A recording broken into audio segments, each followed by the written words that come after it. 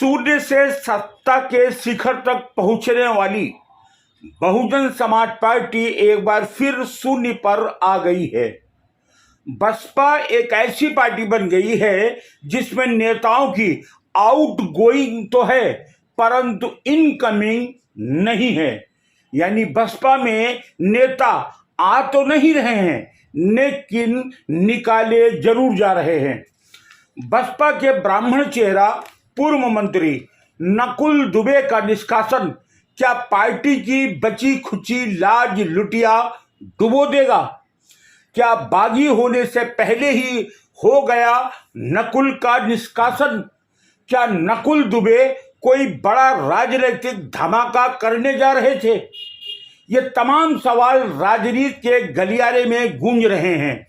बसपा के अंदर तैयार हो रहे बगावती शोलों से हम पर्दा हटाएं। इससे पहले सुनिए निष्कासन पर पी सनातन न्यूज के एडिटर इन चीफ से क्या कहा नकुल दुबे ने। हेलो भाई साहब प्रणाम। प्रणाम, कैसे हैं सर? बढ़िया बढ़िया, आप बताओ नकुल भाई साहब का अगला कदम क्या होगा? नकुल भाई का अगला कदम क्या होगा? खबर बना रहे हैं। उन्हीं की जवानी सुनना चाहेंगे आप? हाँ हाँ, बहुत अच्छा रहेगा। उन्हीं की जवानी सुनवाते हैं अभी आपको। हाँ नमस्कार जी। हाँ भाई साहब प्रणाम जी, कैसे माय डियर? बढ़िया बढ़िया। अरे बसपा के सबसे मजबूत सिपाही आप माने जाते हैं, उसके बाद अचानक ये जो निर्णय आया मायावती जी का, क्या कहेंगे आप? अब इस पे तो यही है कि मान्य बहन जी को मैंने धन्यवाद दिया है जी, और आपके माध्यम से भी धन्यवाद देता हूँ कि उन्होंने ये निर्णय सुनाया। अब मुझे उन्होंने मुक्त कर दिया है जी। अब मैं पूरे ताकत से लग करके सर्व समाज के साथ साथ अपने समाज को जोड़ करके जी जो उत्तर प्रदेश में एक अजीबोगरीब स्थिति पैदा होती जा रही है, लोगों में असमंजस की स्थिति बन रही है, लोग अपने आप काफी डरे डरे महसूस कर रहे हैं, उसी के खिलाफ एक आंदोलन चलाने की तैयारी हम लोग कर रहे हैं और बहुत जल्दी हम लोग आपको इस काम को अंजाम देते दिखाई पड़ेंगे। अच्छा, संभावना है क्या कि आपका जो अगला कदम होगा वो अपना संगठन खड़ा करने का होगा या कोई राष्ट्रवादी? हम लोग कदम देखिए कि हम लोगों ने भी 11 तारीख को बैठक किया था, सब लोग इकट्ठे हुए, सब लोगों ने अपनी राय बात की है और राय बात करने के बाद एक प्रस्ताव बना है। तो 24 तारीख को उसी पर फाइनल करने का प्लान बन रहा है कि 24 तारीख को हम लोग उसको फाइनल करेंगे और फाइनल करके उस पर एक हम लोग तो और ठीक है, अब देखिए 24 तारीख क्या निर्णय सब लोग लेते हैं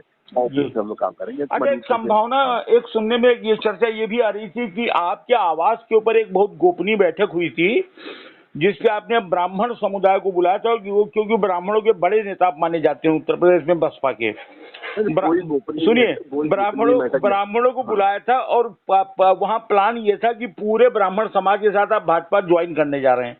नहीं, गलत, एकदम गलत, एकदम अफवाह ये। हाँ, ये है कि हमने 17 तारीख को संपूर्ण उत्तर प्रदेश से अपने सर्व समाज के साथ साथ अपने भाइयों को बुलाया था, उनके साथ हम लोगों की बैठक थी। बैठक में हम लोगों को ये निश्चित रूप से एक विचार विमर्श करना था कि भाई ये जो पंडित जी लोगों का जो खिलवाड़ हो रहा है उत्तर प्रदेश में, इससे कैसे निजात पाया जाए।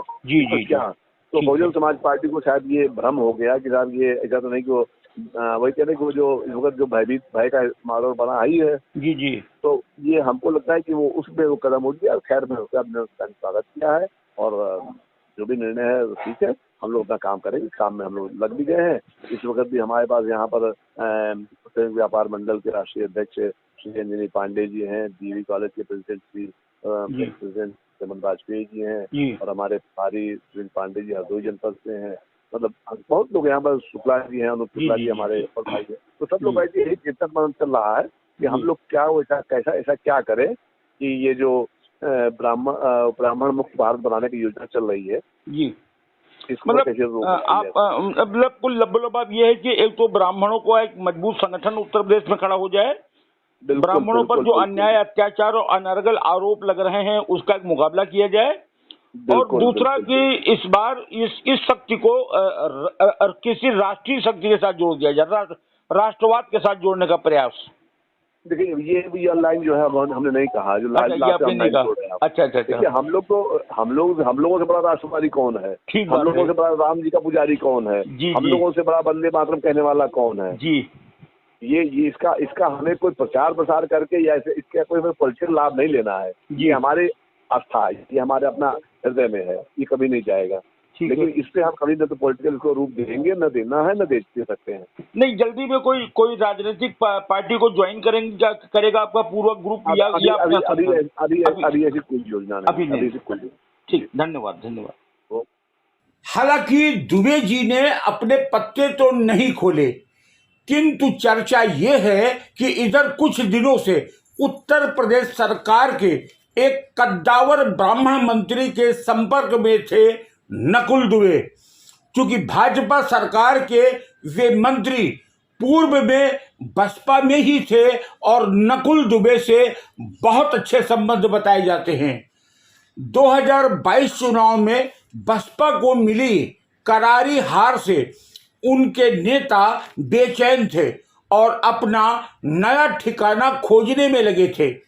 इसी क्रम में सूत्र कहते हैं कि बसपा सरकार में मंत्री रहे नकुल दुबे अपने मित्र और वर्तमान में भाजपा सरकार में भारी भी भरकम ब्राह्मण मंत्री की शरण में चले गए और योजना ये बनी कि पूरे प्रदेश के ब्राह्मणों को एकजाई करके धमाकेदार ढंग से भाजपा ज्वाइन कर ली जाए। इसी क्रम में नकुल दुबे अपने समर्थकों के साथ अभियान में जुट गए और पिछले दिनों उन्होंने प्रदेश भर से आए अपने ब्राह्मण नेताओं के साथ एक गहरी मंत्रणा की।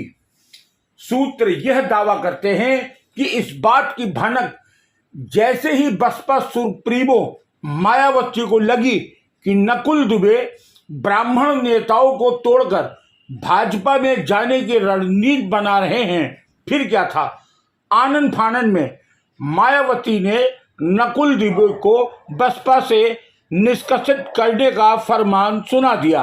गौरतलब यह है कि नकुल दुबे बसपा में नंबर 2 की हैसियत रखने वाले महासचिव सतीश चंद्र मिश्र के कृपा पात्र हैं और उन्हीं की कृपा के चलते वे बसपा में शामिल हुए। 2007 में मोहाना सीट से चुनाव जीतने के बाद मायावती ने नकुल दुबे को नगर विकास जैसा भारी भरकम मंत्रालय भी दे दिया था।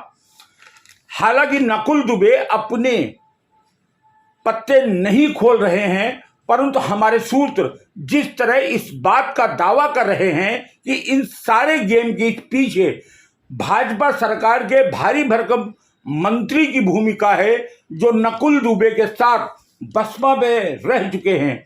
इससे स्पष्ट होता है कि बहुत जल्दी ही अपने बहुत बड़े लाल लश्कर के साथ नकुल दुबे भाजपा में होंगे, क्योंकि नकुल दुबे को जहां मजबूत ठौर की जरूरत है वहीं भाजपा को 2024 के लिए चमकदार ब्राह्मण चेहरों की जरूरत है।